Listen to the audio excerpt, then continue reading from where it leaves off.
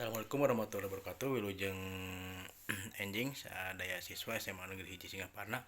Wilujeng patepang di dina pengajaran bahasa Sunda dina danget ieu Bapak bade cobi sakedik ngaguar berat perkawis cara-cara ngawanohkeun diri atau napi memperkenalkan diri ku bahasa Sunda. Nu kahiji nu kedah didugikeun teh nu dikedalkeun nyaeta tangtosna identitas urang, saha urang teh namanya. Nama dina bahasa Sunda pikeun bahasa lemes keur sorangan aya dua nyaeta nami sareng wasta. Contohna kieu nepangkeun wasta simkuring Ade Risna Suhendi atanapi tiasa oge nepangkeun nami abdi saha kitu nya. Nu kadua tiasa oge nyaeta umur atanapi yuswa. Yuswa simkuring ayeuna 27 tahun. Yuswa abdi ayeuna sabaraha tahun gitu. Nu katilu tiasa didugikeun oge nyaeta padumukan. Aya padumukan teh alamat tempat tinggal. Padumukan abdi di jalan naon, kampung naon, desa naon, sareng sajabina.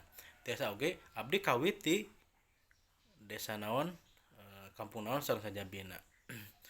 Nu salajengna anu penting teh nyaeta pakasaban padamelan. Contoh abdi ayeuna masih sakola di SMA Negeri Hiji Singaparna kelas 10 IPS 7 sareng sajabina. Dinten sekali deui nalika wanohan nu kada diwanohkeun teh kahiji nami urang saha, kadua yuswa, katilu padumukan atanapi alamat, kaopat padamelan. Contoh lengkapna sapertos kieu.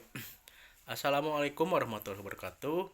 Wilujeng enjing nepangkeun wasta simkuring Ade Risna Suhendi.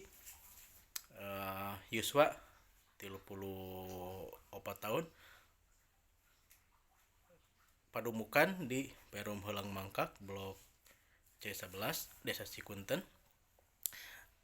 Kiwari abdi masih sakola di SMA Negeri Hiji Singaparna kelas 10 IPS 8. Hatur nuhun. Wassalamualaikum warahmatullahi wabarakatuh.